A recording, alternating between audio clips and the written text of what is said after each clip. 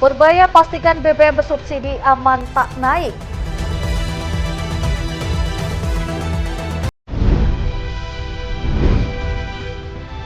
Polisi amankan 1 kilogram sabu dan ribuan ekstasi.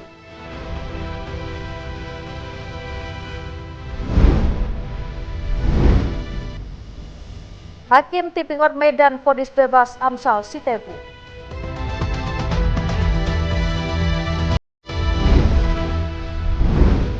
Halo, selamat malam pemirsa setia Berita Nasional TV. Nah, sekali Berita Nasional Malam kembali hadir menyapa Anda. Selain 3 berita utama tadi, akan ada informasi lainnya yang akan kami sajikan untuk Anda.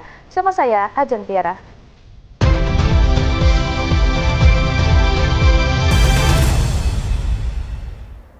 Ya, kita awali dengan informasi yang pertama. Pemirsa, Menteri Keuangan Purbaya Yudisadewa memastikan pemerintah tidak menaikkan harga bahan bakar minyak bersubsidi sampai akhir 2026. Harga akan ditahan meski minyak mentah dunia sedang bergejolak akibat perang di Timur Tengah.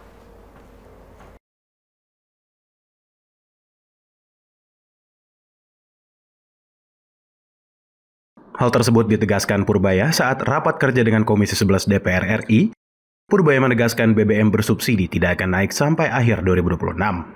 Pihaknya mengaku sudah menghitung berbagai kemungkinan gejolak harga minyak mentah dunia hingga $100 per barel rata-rata sampai akhir tahun. Selain itu, Purbaya menyebut APBN 2026 masih memiliki bantalan tersendiri dari saldo anggaran lebih yang saat ini mencapai 420 triliun. Anggaran tersebut akan dipakai jika diperlukan untuk menutup kenaikan harga minyak. Pada APBN 2026, harga minyak mentah diasumsikan sebesar $70 Amerika per barrel, namun Kementerian Keuangan sudah menghitung skenario jika rata-rata harga minyak naik hingga $100 Amerika per barrel sampai akhir tahun. Nambah berapa lama? Hitungannya berapa? Jadi begini, yang penting adalah kita bisa melakukan langkah-langkah penghematan di sana-sini, sehingga dengan asumsi harga minyak dunia $100 rata-rata sampai akhir tahun, dari awal tahun ya, sampai akhir tahun, APBN kita masih bisa ditekan defisitnya di bawah 3%, sekitar 2,92% kalau saya nggak salah. Dari Jakarta, Natasha Alko, Adi Chandra, Berita Nasional TV. Informasi selanjutnya, polemik pernyataan sejumlah tokoh publik terkait kondisi Presiden Prabowo Subianto menuai perdebatan luas di tengah situasi global yang tidak menentu. Wakil Ketua Umum Partai Golkar Idrus Marham minta narasi politik tidak provokatif demi menjaga stabilitas negara di tengah tekanan global.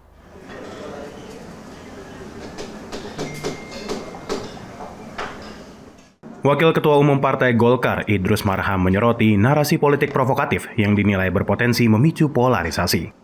Hal ini menyusul pernyataan sejumlah tokoh publik terkait kondisi Prabowo. Hal ini menyusul pernyataan sejumlah tokoh publik terkait kondisi Presiden Prabowo Subianto yang memicu perdebatan. Idrus menegaskan, fenomena ini bukan sekedar perbedaan pandangan, melainkan menyangkut etika komunikasi politik yang berdampak pada stabilitas nasional. Menurutnya, disinformasi dan narasi tidak utuh dapat mempercepat polarisasi, terlebih di tengah tekanan global saat ini. Ia juga mengingatkan, isu pemakzulan presiden tidak bisa digiring melalui opini, melainkan harus melalui mekanisme konstitusional. Lebih lanjut, Idrus menekankan agar tokoh publik lebih hati-hati dalam menyampaikan pernyataan, mengingat peran media dan ruang digital yang mempercepat penyebaran informasi. Dalam kondisi seperti ini, justru kita sesama anak bangsa diuji ketulusan kita untuk berkorban bagi bangsa ini. Justru dalam situasi seperti ini dituntut kepada kita semuanya untuk melakukan hal-hal yang memberikan kontribusi untuk menciptakan situasi kondusif, menunjukkan solidaritas sosial kita sesama anak bangsa. Jangan karena kepentingan kita tidak terpenuhi, lalu kemudian kita mengambil pandangan-pandangan yang berbeda. Jangan karena ada kepentingan subjektif. Jangan karena perbedaan politik di antara kita, lalu kemudian itu diwujudkan dalam bentuk-bentuk perlawanan yang tidak objektif lagi, tetapi sangat subjektif. Dari Jakarta, Natasha Alko, Ade Chandra, Dewanata, Berita Nasional TV. Ya pemirsa, di tengah tekanan global yang terus meningkat akibat geopolitik dan perlambatan ekonomi dunia, pemerintah memastikan kondisi ekonomi Indonesia masih terjaga. Hal ini disampaikan Menteri Keuangan dalam rapat kerja bersama DPR RI di Kompleks Parlemen Senayan, Jakarta pada Senin siang.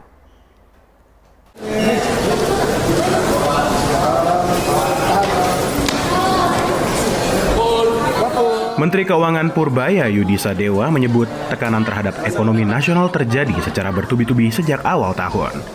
Mulai dari pembekuan penilaian ulang saham Indonesia oleh MSCI, penurunan peringkat utang oleh Moody's Rating dan Fitch Ratings, hingga memanasnya konflik di Timur Tengah.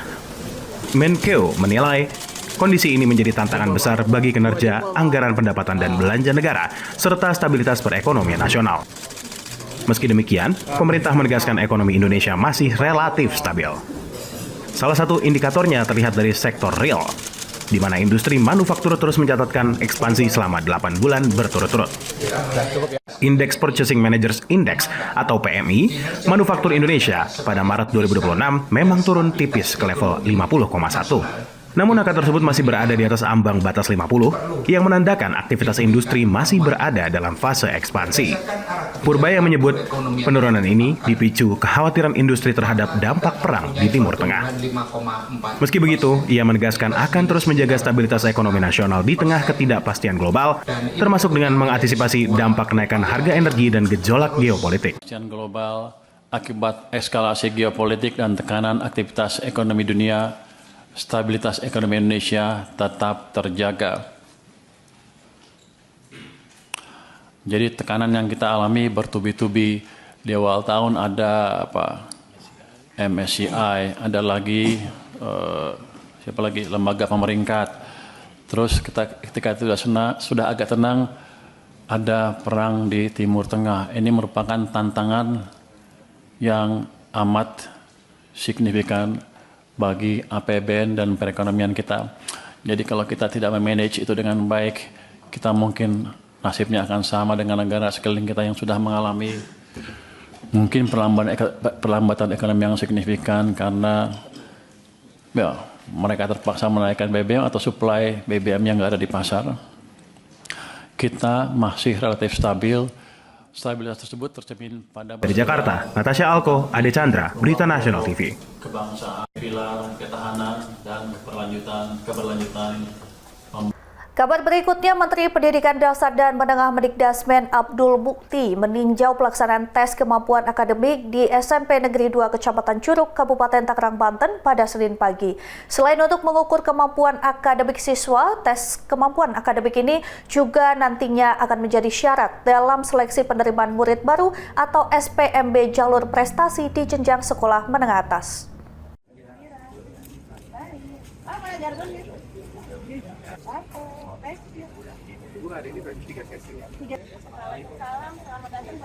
Dalam tinjauan hari pertama pelaksanaan tes kemampuan akademik, Menteri Pendidikan Dasar dan Menengah Abdul Mukti menyambangi siswa SMP Negeri 2 Curug, Kabupaten Tangerang, Banten, Senin pagi.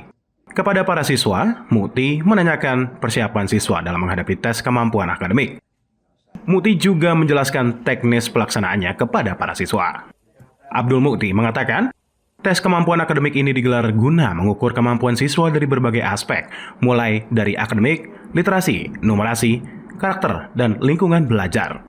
Tidak hanya itu, tes kemampuan akademik ini juga menjadi salah satu syarat dalam seleksi penerimaan murid baru, SPMB, jalur prestasi di jenjang sekolah menengah atas. Karakter dan pribadi yang jujur, itu yang lebih penting lagi juga dalam konteks yang lebih luas. Kita untuk pertama kali dalam sejarah penyelenggarakan TKA ini, dan TKA ini juga tidak hanya semata-mata mengukur kemampuan akademik, tapi juga kita mengukur kemampuan literasi, kemampuan numerasi, kemudian juga ada survei karakter, kemudian survei lingkungan belajar, dan yang satu lagi adalah bagaimana kita mengukur kemampuan akademik itu sendiri. Kemendikdasmen berharap dengan adanya tes kemampuan akademik ini, para guru dapat mengetahui kemampuan akademik seluruh siswanya. Dari Tangerang, jurnalis Berita Nasional TV. Ya pemirsa, dengan modus tukar uang baru untuk lebaran sebesar 1,8 miliar rupiah, oknum guru tersebut diamankan di Polrestabes Palembang. Sempat dilaporkan di Polda Sumsel oleh para korbannya, FY, oknum guru SMKN 1 Palembang yang melarikan uang sebesar 1,8 miliar rupiah, kini pelaku diamankan di Polrestabes Palembang. Pelaku FY diketahui oknum guru SMKN 1 Palembang ini sempat digeruduk di rumahnya oleh para korbannya. Tercatat sebanyak 50 korban yang menjadi sasaran pelaku. Modus pelaku yakni diduga bisa menukarkan uang lembaran baru untuk lebaran saat para korban menyetorkan uang dengan jumlah bervariasi itu hingga saat ini tidak kunjung dikembalikan. Dari 50 korbannya yang sudah memberikan uang untuk ditukarkan uang baru mencapai 1,8 miliar rupiah. Sehubungan dengan laporan kami kan, laporan kita di sini kan ada laporan korban kami yang melaporkan FY atas kerugian yang sudah dilakukan oleh terlapor. Jadi hari ini kan korbannya ini banyak. Jadi hari ini beberapa korban ada sekitar 20 sampai 25 korban kan mendatangi rumahnya. Nah, untuk menanyakan dan sebagainya lah ya. Jadi daripada nanti terjadi hal-hal yang tidak diinginkan di lokasi rumahnya terlapor.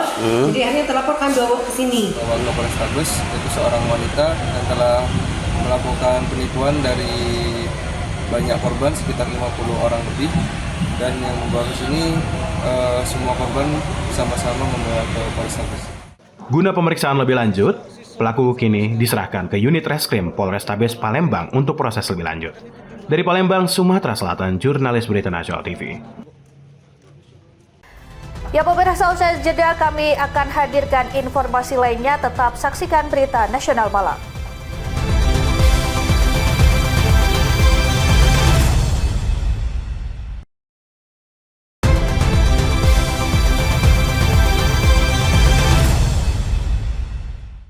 Anda kembali menyaksikan Berita Nasional Malam. Pemirsa, seorang pengedar narkoba diringkus petugas Satuan Reserse Narkoba Polres Metro Jakarta Pusat saat akan bertransaksi di area Terminal Senen Jakarta Pusat.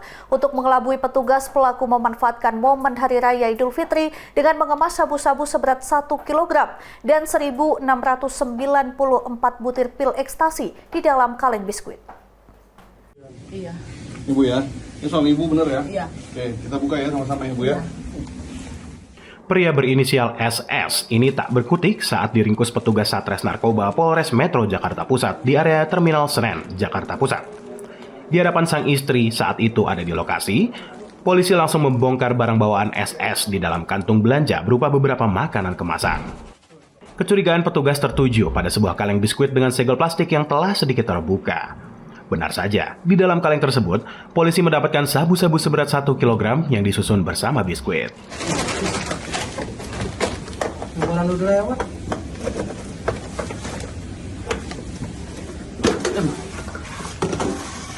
Ibu. Iya, Pak. Nah, nih. Coba buka. Ya. Dari lokasi penangkapan, polisi kemudian melakukan pengembangan ke sebuah kamar kos pelaku di kawasan Senen. Lagi-lagi, petugas mendapatkan ribuan pil ekstasi yang disimpan dalam kemasan kaleng biskuit dengan total mencapai 1.694 butir.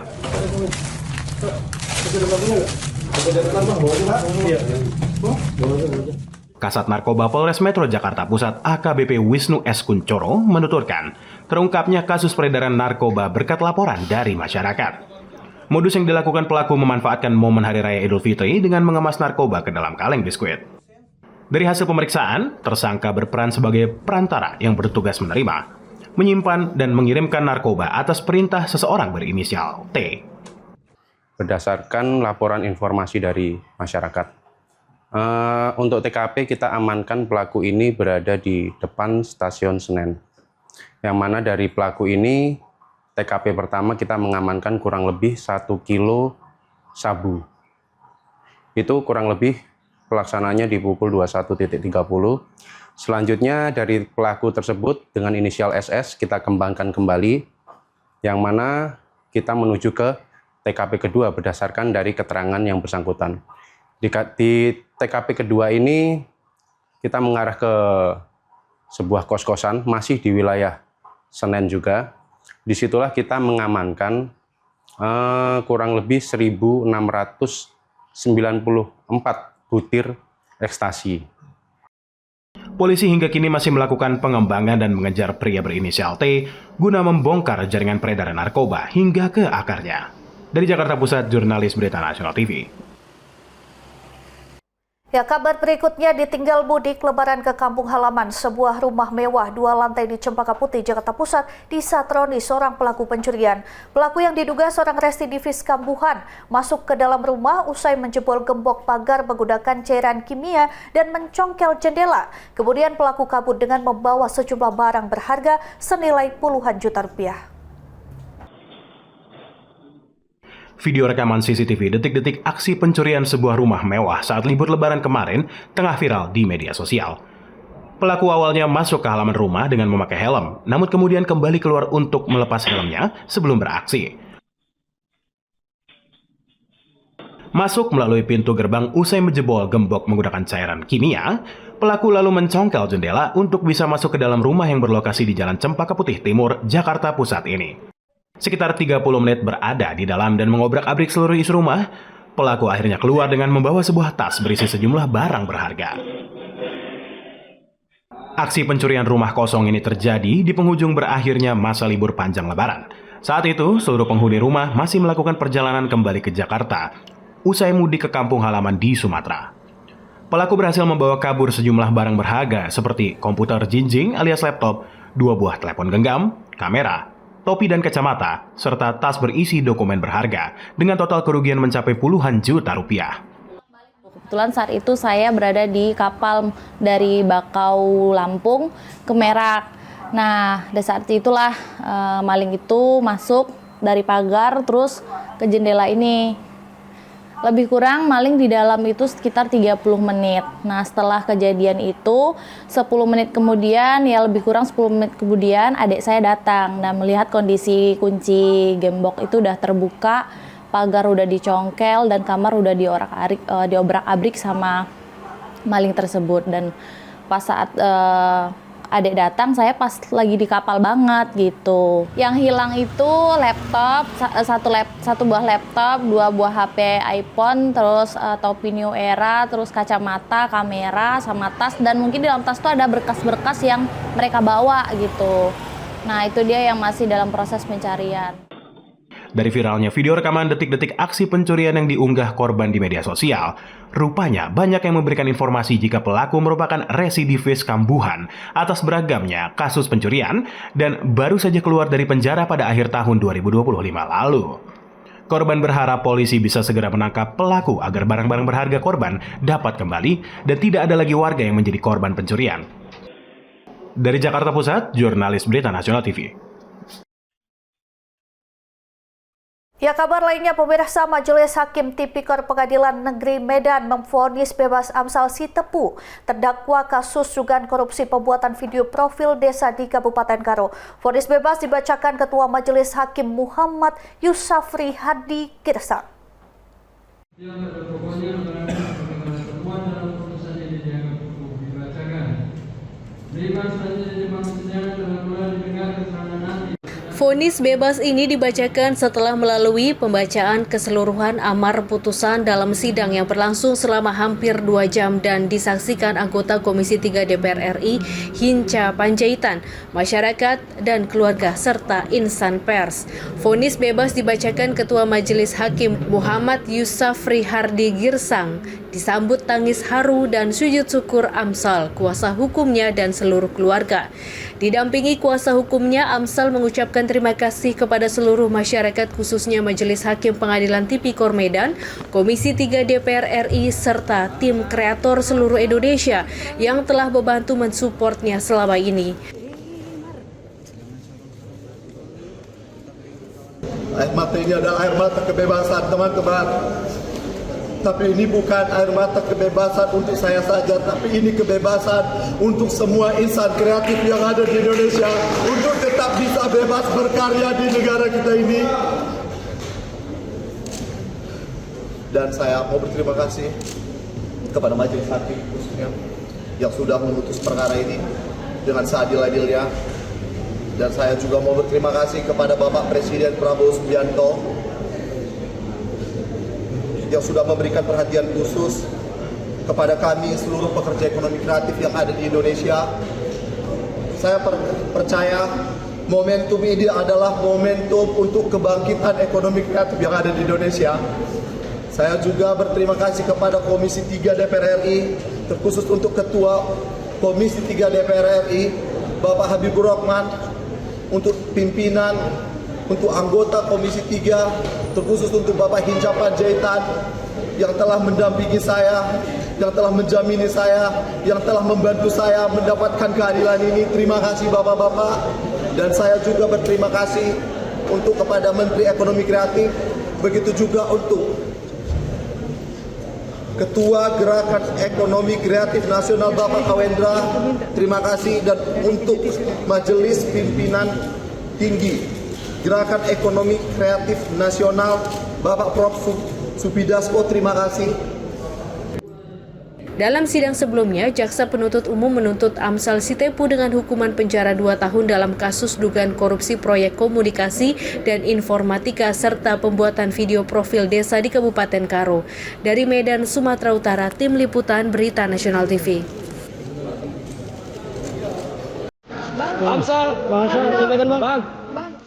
Ya, Majelis Hakim Tipikor Pengadilan Negeri Medan memvonis bebas Amsal Sitepu. Informasi selengkapnya sejenak kami akan membahasnya bersama Bapak Ari Tuanggoro, Wakil Ketua 1 MHH DPM Kabupaten Bekasi. Tetaplah bersama kami.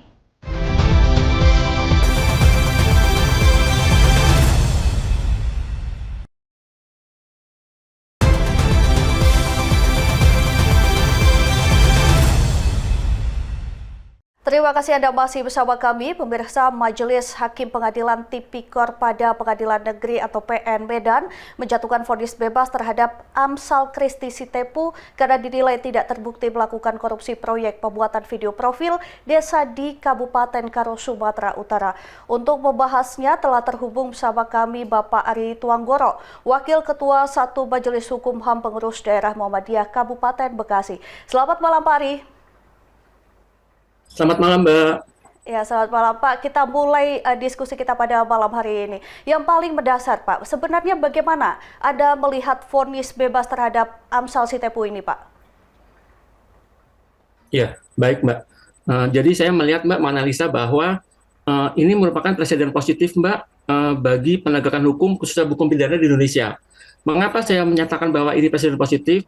Menunjukkan bahwa majelis hakim yang menangani perkara Amsal Sitepu ini benar-benar melakukan fungsinya sebagai hakim yang independen sesuai dengan amanat KUHP, Kitab Undang-Undang Hukum Pidana, maupun KUHAP, Kitab Undang-Undang Hukum Acara Pidana terbaru, Mbak. Itu begitu. Yaitu apa esensinya atau substansinya? Bahwa KUHP maupun KUHAP terbaru, Mbak, KUHP baru nasional ini lebih mengarahkan kepada kader restoratif, Mbak, atau rehabilitasi daripada semacam punishment atau pembalasan, Mbak, begitu. Jadi saya sangat mengapresiasi sekali, Mbak, kepada majelis hakimnya, Mbak. Baik, nah kalau kita melihat pertimbangan hakim yang menyebut tidak terbukti begitu ya Pak ya, sebenarnya faktor apa yang paling menentukan seseorang ini bisa divonis bebas dalam kasus korupsi? Ya, baik, Mbak. Sebagai ilustrasi, Mbak, ya, kalau bicara masalah penindakan korupsi, Mbak, atau Undang-Undang Tipikor, Mbak, itu ada poin utamanya ada 2, Mbak, yaitu di pasal 2 Undang-Undang Tipikor nomor 20 tahun 2001, Mbak, ya, dan di pasal 3, Mbak. Nah, di pasal 2 itu menyebutkan bahwa setiap orang yang melawan hukum memperkaya diri sendiri, orang lain, ataupun korporasi, Mbak. Nah, di pasal 3-nya, Mbak, undang-undang tersebut menyebutkan mengenai korupsi dari penyalahgunaan wewenang, Mbak, baik instansi, Mbak, ya. Nah, saya melihat, Mbak, menganalisa bahwa majelis hakim yang memeriksa perkara tersebut tidak hanya terfokus kepada pasal tersebut, Mbak. Tapi majelis hakim yang memeriksa perkara tersebut lebih melihat luas, Mbak, dalam memutus perkaranya, Mbak. Tidak hanya sebatas undang-undang korupsi, Mbak. Begitu, Mbak. Baik, nah ini kan menariknya dalam kasus ini begitu ya Pak. Putusan hakim ini justru berbeda dengan tuntutan jaksa begitu. Sebenarnya bagaimana Pak melihat perbedaan yang cukup tajam ini? Ya, baik, Mbak.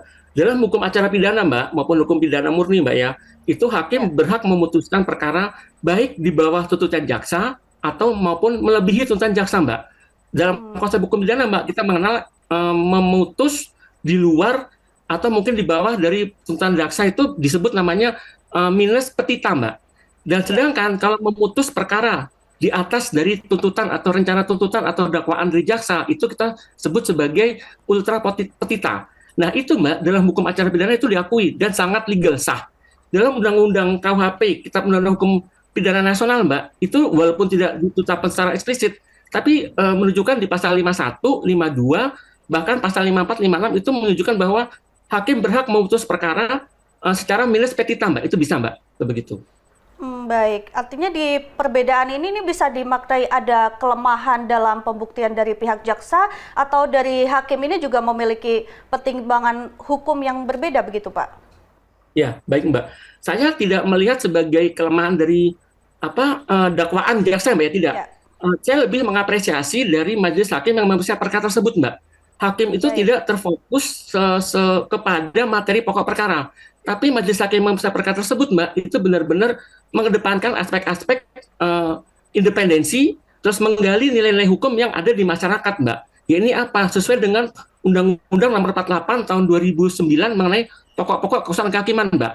Nah, untuk kasus Amel Setiapu ini, Mbak, saya menganalisa, Mbak, bahwa tidak hanya murni mengenai Undang-Undang Tipikor, Mbak, atau tindak pidana korupsi, tapi juga harus kita akui hakim melihat, menganalisa, memutus perkara tersebut dari aspek industri kreatif, Mbak, atau industri ekonomi kreatif, Mbak, itu begitu.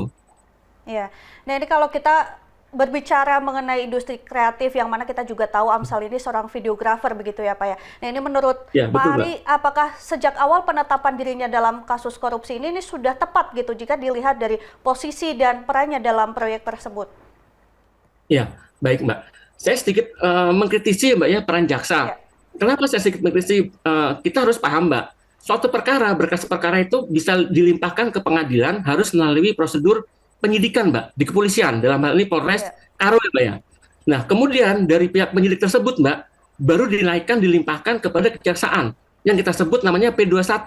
Nah, saya melihat, mengkritisi dari kinerja jaksa tersebut, Mbak, kinerja Kejaksaan Negeri Karo, Mbak, ya, itu saya melihat seharusnya, selayaknya jaksa tidak memakai hukum pidana murni tentang tipikor, tapi harus lebih luas, Mbak, dalam arti melihat dalam aspek hukum undang-undang hak intelektual, Undang-Undang Nomor 24 Tahun 2014 ya, Mbak, ya, mohon maaf. Kemudian Undang-Undang tentang ekonomi kreatif, Mbak, Undang-Undang Nomor 24 Tahun 2019 melalui PP-nya PP Nomor 24 Tahun 2022. Nah, saya menganalisa, mengkritisi bahwa jaksa lebih fokus kepada Undang-Undang Tipikor, Mbak, pasal 2 dan pasal 3 tersebut, Mbak.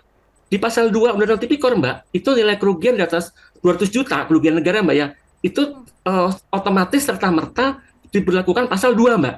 Begitu. Nah, seharusnya selayaknya pihak tim jaksa tersebut, Mbak, menganalisa, berdiskusi, berkonsultasi dengan pihak penyidik, Mbak, sebelum berkas dilimpahkan, Mbak. Nah, apabila berkas tersebut dianggap lemah, Mbak, pihak kejaksaan dapat mengembalikan berkas tersebut, Mbak. Dalam konteks apa? Kita sebut namanya P19, Mbak. Nah, pengembalian perkara tersebut, Mbak, berkas perkara tersebut dari kejaksaan ke penyidik itu bisa dan diakui dalam peraturan Surat Kejaksaan Agung Nomor 518 Tahun 2001 dan diperbarui di Surat Kejaksaan Agung Nomor 277, Mbak, ya, Tahun 2022, Mbak. Itu begitu, Mbak.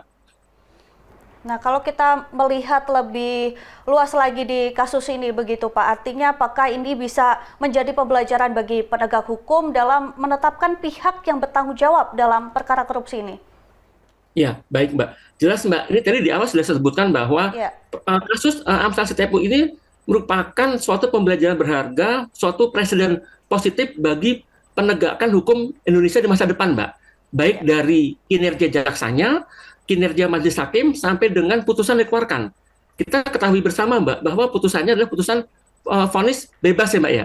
Nah, kita harus paham, Mbak, vonis bebas itu berdasarkan KUHP terbaru, Mbak, KUHP, ya. Kita Undang-Undang Hukum Acara Pidana terbaru, UU Nomor 20 Tahun 2025 itu tidak diberlakukan, tidak dikenakan lagi kasasi, Mbak. Tidak boleh. Jadi bersifat definitif, mutlak. Gitu, Mbak. Nah, itu kita harus menjadi pembelajaran kita bersama, khususnya insan hukum itu, Mbak. Begitu. Artinya vonis bebas ini juga sudah sesuai dengan KUHP dan KUHAP yang terbaru ya, Pak, ya? Sudah, Mbak. Sudah, Mbak. Sudah sesuai, Mbak. Begitu. Baik. Lalu jadi, kalau sebenarnya untuk, ya. Nah, lalu sebenarnya sejauh mana Pak KUHP itu melindungi terdakwa begitu, terutama dalam kondisi tidak terbukti? Ya, jadi begini Mbak, kita harus memahami lebih awal Mbak ya, esensi penerapan atau revisi Kitab Undang-Undang Hukum Pidana KUHP terbaru UU Nomor 1 Tahun 2023 maupun penerapan pemberlakuan KUHP ya Mbak ya, Kitab Undang-Undang Hukum Acara Pidana terbaru itu lebih kepada penguatan pelindungan HAM Mbak, khususnya apa? Aspek keadilan restoratif. Jadi pemulihan Mbak, bukan sebagai sebatas pembalasan atau punishment saja atau retributif tidak, tapi lebih kepada pelindungan penguatan hak asasi manusia. Nah, disinilah fungsinya Mbak, Majelis Hakim memiliki independensi menggali nilai-nilai yang terdapat di dalam masyarakat, tidak hanya sebagai hakim, tidak semata sebagai corong atau mulut undang-undang semata Mbak, tidak. Tapi hakim bisa melakukan judgment the law atau due process of law. Apa itu maksudnya Mbak? Bahwa hakim yang memeriksa suatu perkara berhak menentukan keputusan sendiri Mbak berdasarkan nilai-nilai norma-norma berlaku di masyarakat Mbak. Jadi misalnya begini, apabila perkara ini lebih kepada tipikor, hakim berhak independen, mandiri, lebih memperluas lingkup pemeriksaannya Mbak, lingkup analisanya Mbak. Nah, akhirnya kita ketahui bersama Mbak bahwa kasus Amsal Sitepu ini tidak murni tipikor, tapi menyangkut juga tentang hukum tentang hak asasi hak cipta, kemudian tentang hukum industri kreatif Mbak. Nah, kita harus mengingat Mbak bahwa industri kreatif ini merupakan salah satu cita dari Presiden Prabowo maupun Wakil Presiden Gibran Rakabuming Mbak. Di poin nomor 2 dan 3 Mbak. Itu harus diakui Mbak dan kita harus kaitkan Mbak. Baik, kalau kita masuk lagi ini ke dalam kasus Amsal Sitepu ini yang sudah divonis bebas begitu. Menurut Pak Ari ini apa sebenarnya motif atau pertimbangan utama di balik vonis bebas ini, Pak?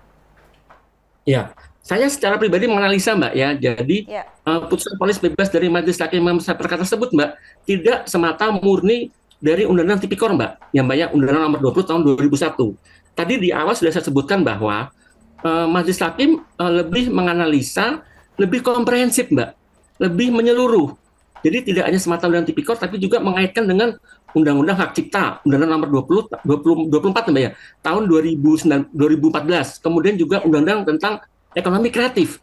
Jadi Undang-Undang Nomor 24 tahun 2019, begitu Mbak. Jadi hakim lebih luas Mbak dalam memutus perkara tersebut Mbak, begitu. Nah, seperti yang sudah disampaikan begitu Pak Ari tadi menyampaikan bahwa apresiasi begitu ya dengan hakim yang mana sudah memvonis bebaskan Amsal Sitepu ini. Nah, kemudian juga ada apresiasi dari DPR melalui Habibur Rahman yang menyebut putusan ini juga mencerminkan rasa keadilan. Nah, bagaimana Pak Anda melihat pernyataan tersebut? Ya, saya sangat setuju dengan pernyataan Ketua Komisi 3 Bapak Habibur Rahman ya Mbak ya. Tapi di samping itu Mbak, saya lebih mengacu kepada penerapan KUHP maupun KUHAP Mbak. Di KUHAP pasal 191 Mbak, ayat 1 maupun ayat 2 sudah ditegaskan Mbak bahwa hakim berhak memutus bebas maupun memutus lepas Mbak. Nah, perbedaannya Mbak, kalau memutus bebas itu tidak ada unsur atau upaya hukum lain Mbak, tidak ada. Jadi benar-benar murni, tidak boleh ada upaya hukum lain. Sedangkan kalau dalam putusan lepas itu pihak terdakwa maupun pihak jaksa bisa melakukan upaya hukum lain Mbak, entah kasasi atau mungkin banding Mbak ya, itu begitu Mbak. Baik. Nah, apakah ada potensi menurunnya kepercayaan publik Pak terhadap penegakan hukum atau justru sebaliknya dengan kasus ini? Ya, saya melihat Mbak, menganalisa bahwa dengan putusan hakim tersebut ini Mbak, justru menimbulkan rasa kepercayaan masyarakat, kepercayaan publik kepada penegakan hukum di Indonesia Mbak, itu begitu Mbak. Jadi justru meningkatkan tingkat kepercayaan masyarakat, tingkat kepercayaan publik kepada penegakan hukum di Indonesia, begitu Mbak. Ini menunjukkan bahwa hukum itu tetap tegak untuk tetap kuat kepada masyarakat bawah Mbak, tidak bisa diintervensi oleh pihak lain Mbak, itu begitu. Baik, nah ini untuk kedepannya Pak Ari, agar tidak terjadi polemik serupa begitu, apa yang seharusnya perlu dievaluasi dari aparat penegak hukum? Ya, saya lebih mengkritisi Mbak ya dari kinerja tim kejaksaan Mbak. Kenapa? Tadi di awal sudah saya katakan bahwa saat berkas masuk itu Mbak, itu tidak serta-merta bisa dilimpahkan ke kejaksaan, apalagi ke pengadilan. Tadi sudah saya sebutkan di awal bahwa sudah selayaknya setiap berkas yang masuk harus ada konsultasi antara penyidik yang memberikan berkas ke kejaksaan dengan pihak kejaksaan sendiri saat menerima berkas. Nah, apabila tim kejaksaan merasa berkas-berkas tersebut tidak layak untuk dilimpahkan ke kejaksaan, dilimpahkan ke pengadilan bisa mengembalikan berkas tersebut Mbak ke penyidik. Itu namanya P19 maupun P18 dan itu diakui menurut oleh keputusan Jaksa Agung nomor 518 tahun 2001 diperbarui oleh keputusan Jaksa Agung nomor 277 tahun 2022. Mohon maaf kalau nggak salah itu Mbak ya. Nah, jadi itu saya mengkritisi Mbak. Jadi jaksa tidak bisa serta-merta langsung menerima berkas. Harus dievaluasi, harus dikonsultasikan Mbak. Harus dianalisa dengan lebih mendalam Mbak.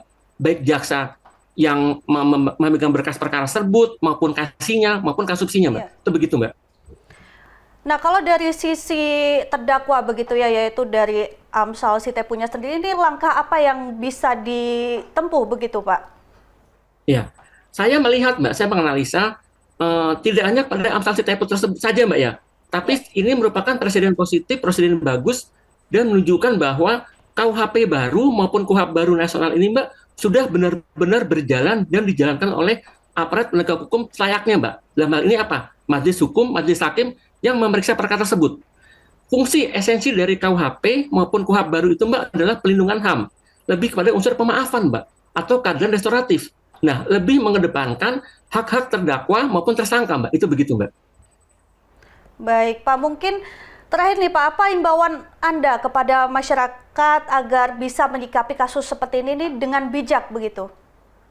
Ya, saran saya Mbak atau advice saya Mbak untuk penegakan hukum di Indonesia ke depan, pertama, sudah selayaknya apabila berkas masuk hukum pidana Mbak ya, kepada kejaksaan harus benar-benar dianalisa, ditelaah secara komprehensif Mbak. Tidak hanya serta-merta menerima berkas dari penyidik. Apabila berkas tersebut masih lemah atau sumir Mbak, sudah selayaknya jaksa bisa menolak Mbak, mengembalikan berkas tersebut. Yang tadi saya bilang pasal P19 ya Mbak ya, itu begitu. Ya. Nah, untuk penegakan hukum lainnya Mbak, saya sangat mengapresiasi tentang kemandirian independensi majelis hakim, dan ini bisa menunjukkan, membuktikan bahwa majelis hakim lainnya bisa bersikap seperti majelis hakim di kasus Amsal Sitepu ini Mbak, itu begitu. Ya, itu kalau untuk masyarakatnya begitu Pak, dengan adanya kasus ini kan animo masyarakat juga banyak yang pro dan kontra begitu ya. Ini untuk menyikapi kasus seperti ini dengan bijak itu kita harus gimana Pak? Oh ya, baik. Untuk kepada saran saya kepada masyarakat Mbak ya, tetap yakin bahwa penegakan hukum Indonesia tetap lebih bagus, lebih positif, dan berkembang ke arah yang lebih baik Mbak. Selama ini, khususnya di media sosial Mbak, di medsos, itu sangat banyak berita-berita hoax yang menimbulkan kegaduhan, ketidakpercayaan masyarakat publik pada hukum. Justru dengan kasus Amsal Sitepu ini, masyarakat atau publik ditunjukkan, dibuktikan bahwa ini loh, dalam penerapan KUHP nasional maupun KUHP nasional, itu harus menunjukkan kepada penegakan hukum yang komprehensif Mbak. Dan terdakwa, tersangka itu lebih diutamakan hak-haknya Mbak. Yaitu apa? Tadi kita sebutkan keadilan retributif. Yaitu apa namanya, bahwa penegakan hukum lebih kepada penguatan pelindungan hak asasi manusia Mbak. Itu begitu. Baik. Baik Pak Ri, terima kasih atas analisis dan penjelasannya Bapak Ri Tuanggoro. Dan pemirsa, tentu kasus ini kan menjadi pengingat begitu ya Pak ya, bahwa dalam penegakan hukum, pembuktian ini menjadi kunci utama begitu dalam menentukan keadilan. Tentunya kita berharap Pak Ri ke depan proses hukum ini semakin transparan dan memberikan kepastian bagi semua pihak begitu ya Pak Ri ya. Ya baik, amin, amin, amin. Baik Mbak. Baik Pak Ri, terima kasih. Selamat malam. Selamat malam Mbak, terima kasih. Assalamualaikum. Ya pemirsa, informasi tadi sekaligus mengakhiri jumpa kita. Demikian Berita Nasional Malam telah menemani Anda. Jangan lupa saksikan Berita Nasional Pagi pada pukul 6 pagi waktu Indonesia Barat. Saya Ajeng Tiara beserta kru yang bertugas pamit undur diri. Terima kasih dan sampai jumpa.